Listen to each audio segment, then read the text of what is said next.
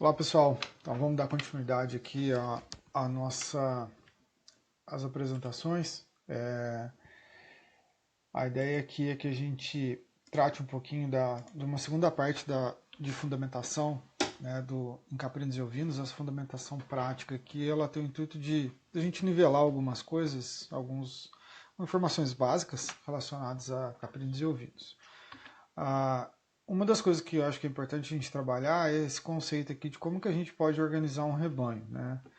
E isso pode ser aplicado para ovinos ou para caprinos ou entre outras espécies, mas essa questão de organização do rebanho ela é importante porque quando você cria uma categoria, né, é uma forma de você trazer essa organização, distinguir os animais, né, que estão ali dentro do rebanho.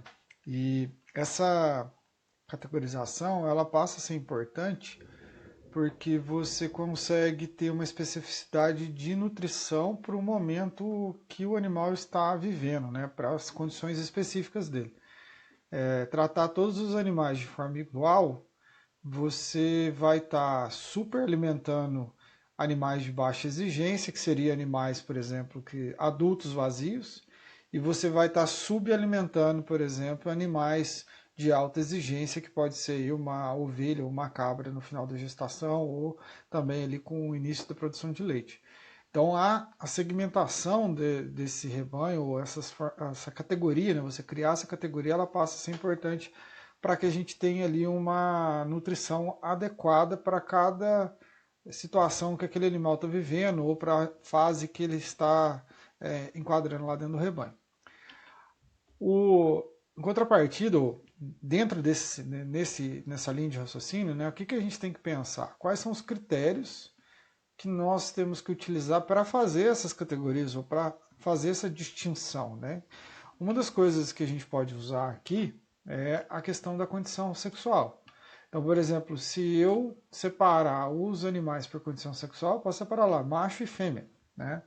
Só que o macho e fêmea, simplesmente, ele não é a forma que vai me garantir aí uma plena separação ou categorização para que eu faça a nutrição desses animais. Posso também separar por condição fisiológica. Esse animal está gestante, não está gestante, ele está em lactação, ele está vazio, né? Ele é adulto. Então, essa questão fisiológica que o animal está vivendo, ela é importante. Eu posso trabalhar com a questão de idade. Né? O animal tem 10 dias, ele tem 60 dias, ele está com 6 meses, ele tem 2 anos. Então, essa distinção, né, ela também me possibilita ali criar alguma segmentação. E eu posso trabalhar por exigência. Né? Se eu pegar um animal, por exemplo, no início da lactação ele tem uma exigência, no meio da lactação ele tem outra, no final da lactação ele tem outra exigência. Isso me possibilita também criar ali uma segmentação. Então, se a gente olhar esses critérios, e aí a gente poderia adicionar mais critérios, isso vai depender de cada propriedade, do entendimento ali do responsável técnico pela propriedade em segmentar, né? O ideal é que a gente fizesse uma alimentação por indivíduo, né? Que cada indivíduo a gente conhecesse ele e desse exatamente o que ele precisa para a condição que ele está vivendo. Né? Então, num cenário teórico, a gente pode pensar assim, só que dessa questão teórica a gente tem que trazer para um cenário possível.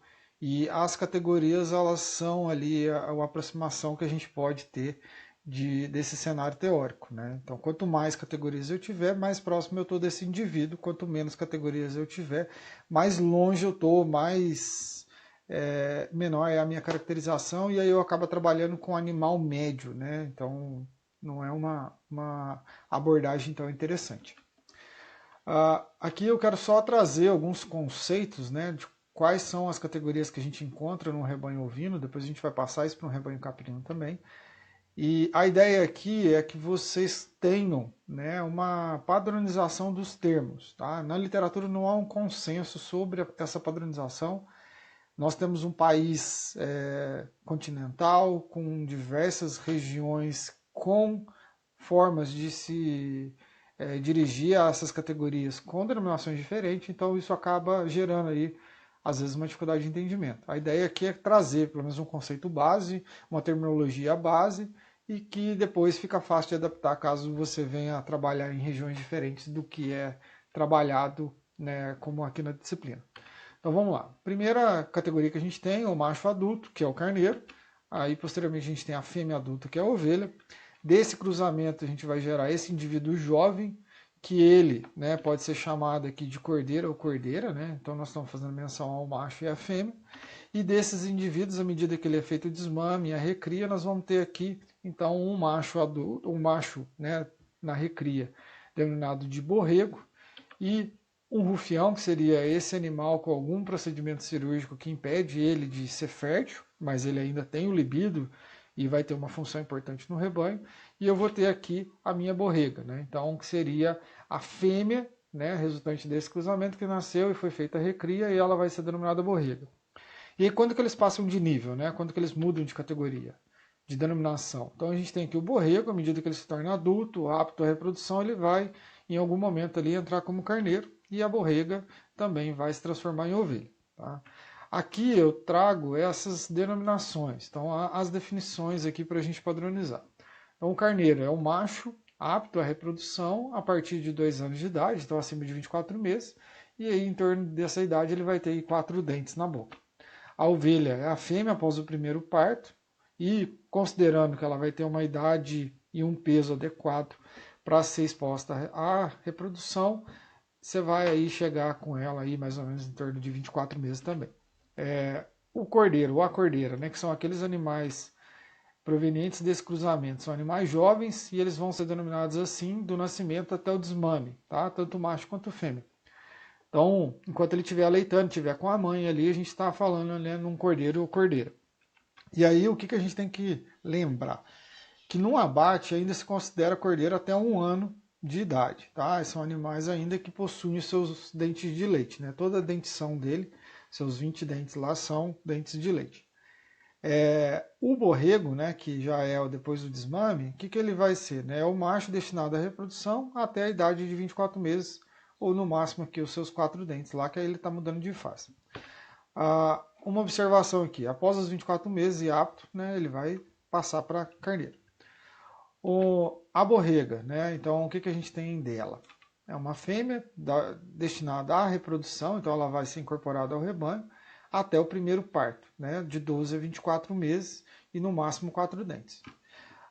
Uma coisa importante aqui, vou voltar um pouquinho só para não perder essa parte, que é tanto o cordeiro quanto a cordeira ali, né, então eles vão ser mantidos isso caso eles vão ser destinados a abate, tá? A fêmea também, dependendo do objetivo do plantel lá da propriedade, ela pode também ser destinada para abate.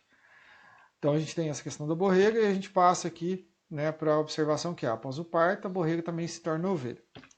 O rufião, né, utilizado para identificar ou induzir o cio de borregas e ovelhas, pode-se utilizar machos inteiros, castrados e fêmeas como rufião. Né? Como que isso é possível? Nos machos inteiros, você pode fazer aqui um procedimento cirúrgico que impede com que esse animal ele faça a ejaculação e a fecundação. Nos machos castrados, né, eles podem também, e as fêmeas, a partir da aplicação de hormônios masculinos que vão dar ali o libido para identificação dessa fêmea que está em si. Uma outra figura importante aqui, que é o macho capão, ele é castrado e ele tem o objetivo de produção de lã. Por que existe, né, essa categoria e ela é muito importante para quem trabalha aí na parte de produção de lã, né?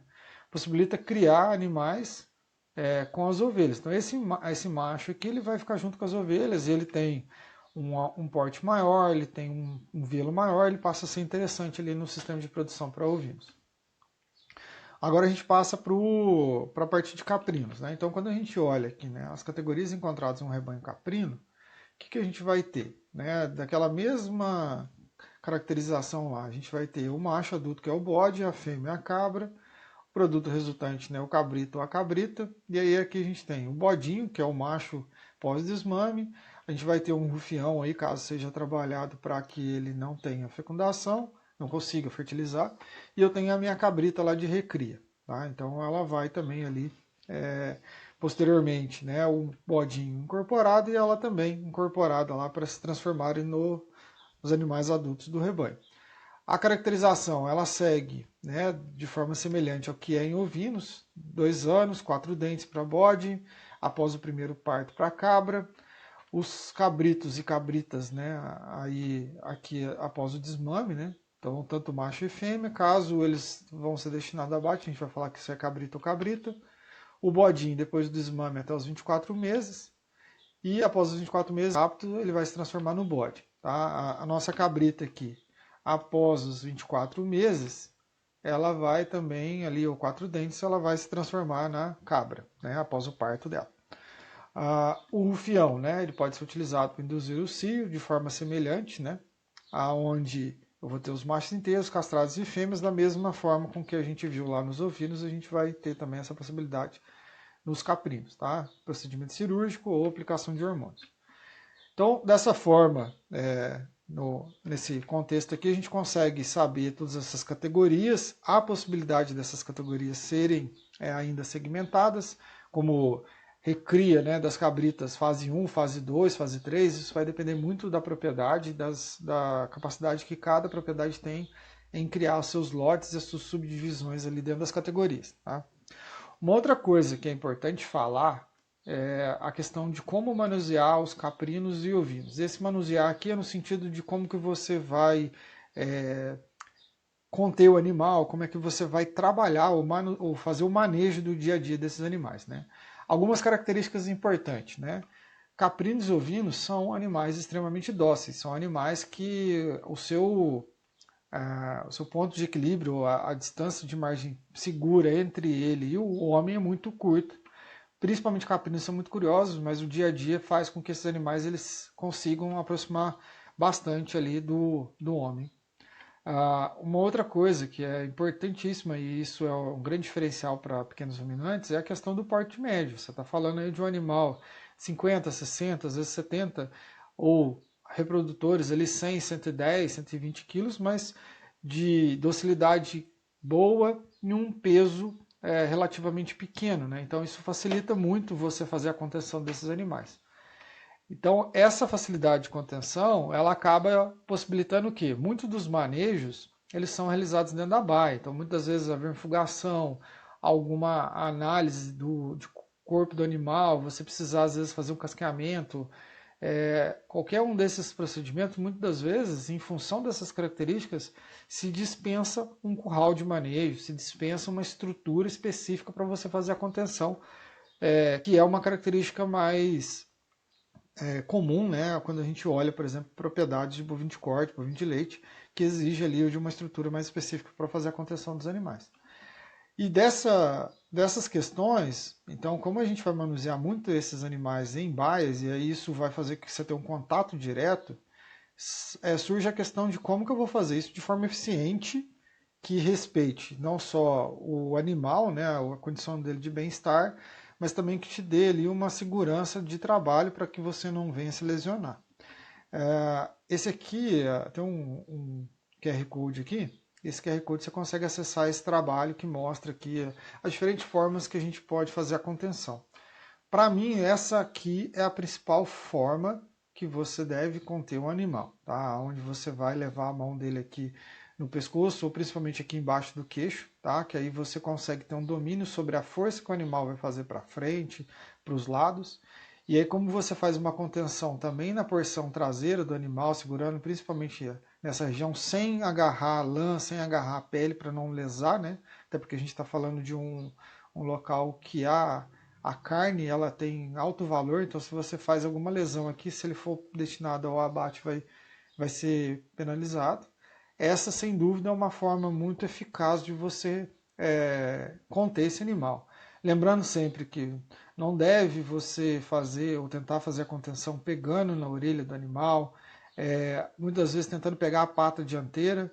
Em alguns casos é usado você pegar essa pata traseira, mas com muito cuidado para evitar deslocamento, por exemplo, pelo puxão. Então, é um procedimento aqui onde você tem que ter o cuidado e o cuidado também com quem está segurando o animal para não ter uma lesão da coluna, fazer algum problema no corpo. Uma outra forma, né, a partir do momento que você conseguiu pegar o animal, se caso você queira fazer uma aplicação de medicamento, fazer uma avaliação de farmácia ou ter um controle do animal, essa posição aqui ela é extremamente eficaz para que você consiga, né, ter o controle sobre o animal e executar ali a avaliação. Veja que a mão aqui está embaixo no queixo, e ele está usando a outra mão aqui para travar a cabeça. Isso facilita muito, por exemplo, você olhar a ocular do animal, você olhar algum problema, olhar a dentição. Então, facilita às vezes você palpar o úbre. E essa monta-cavalo aqui, como você usa as pernas para prender o animal, ele acaba ficando muito quieto, muito tranquilo, não há um estresse do animal e facilita você também fazer o manejo. Caso tenha necessidade de trabalhar com o animal deitado, é possível também você deitar o animal e trabalhar ele aqui como se você fosse o encosto dele. O animal nessa posição, ele normalmente ele para sem grandes problemas. Uma outra coisa que pode ser usado, mas isso aqui é muito mais usado em reprodução, né, quando você vai fazer algum protocolo de microcirurgia, são essas mesas, né? Existem diversos tipos que você pode fazer a contenção do animal também, tá? Aqui só está um exemplo de mesa. Uma outra forma de você capturar o animal é o uso desses cajados, né? O cajado ele é uma figura que você vê muito aí nos desenhos ou mesmo fotos, que os pastores usavam, e esse cajado aqui, ele tem esse formato justamente para você conseguir fazer, né, a apreensão do animal aqui pelo pescoço, ou você também pode puxar ele aqui pela porção, né, das patas, facilita você aí escolher o animal lá, depois a gente mostra um pouquinho mais como funciona. Nesse caso aqui, ó, só estou trazendo esse trabalho aqui, depois vocês podem acessar ele via esse QR Code, que é uma forma de você conseguir deitar esse animal, né, você vai fazer a contenção, como eu comentei. Você usa aqui na parte da virilha do animal para deslocar o centro de gravidade dele junto com a cabeça, né? Então você desloca a cabeça e tira o centro de gravidade dele. À medida que você faz esse movimento de virar a cabeça do animal e com essa mão aqui também puxar, você consegue deitar o animal com uma certa facilidade. Essa é uma técnica muito usada, principalmente para fazer a tosquia do animal, né, que exige que o animal seja tosqueado deitado para ter uma agilidade. E isso aqui também nos possibilita ser ágil, por exemplo, para fazer um casqueamento, para fazer uma palpação, ver alguma coisa que o animal tem ali de lesão. Tá? Então, fica aqui só de sugestão, ou para que depois, com o contato com o animal, a gente trabalhe essa prática de realizar esse tombamento de forma a facilitar o manejo que precisa ser executado. Aqui também é a exemplificação desses procedimentos. A gente tem aqui o animal sentado, então você pode ver que é bem tranquilo de fazer, está usando as próprias pernas para fazer a sustentação. Aqui a mão no queixo, tá? Você consegue olhar com mais facilidade a parte de dentição, você consegue olhar a boca, você consegue fazer, por exemplo, a palpação de úbre, consegue fazer o casqueamento. Então, assim, é bem interessante esse procedimento aqui. Esse material aqui, vocês podem acessar ele por esse QR Code e também depois eu passo o link via outra plataforma. Uma outra, aqui no caso caprino, você pode usar também quando ele tem chifre, né? Segurar o chifre aqui para facilitar. Ele está fazendo cascamento em pé, ou ele pode também fazer esse cascamento deitado, seguindo aquele mesmo jeito lá de deitar o animal, que você deita um ovino, você deita um caprino também, tá? Por ser um animal pequeno, é muito fácil de deitar ele, né? Existem alguns ajustes que você pode fazer para fazer cascamento, mas no momento oportuno a gente mostra isso também. Aqui é o nosso cajadinho aqui, né? Então o que ele está fazendo? Ele está usando essa parte do cajado para poder segurar o animal, e aí com isso ele consegue fazer a contenção, e aí ele puxa o animal e segura para avaliar úbre, para fazer alguma avaliação ali dentro do rebanho. Caso ele precisasse puxar pelo pé, né? Se tivesse muitos animais que ele não conseguisse chegar pelo pescoço, ele consegue puxar pelo pé aqui, ó, fazendo, e aí ele puxa o animal para trás e consegue ter acesso a ele, tá? É uma ferramenta muito útil aí que, caso vocês cheguem em uma propriedade e vejam isso, ou caso queiram, né, quem está trabalhando, ter um equipamento desse, facilita bastante quando você está aí dentro de um curral para fazer a seleção dos animais. Ele é bem útil. Eu separei aqui 3 materiais aqui para fazer a leitura complementar, depois vocês façam aí a leitura pelo QR Code e acesse esses links.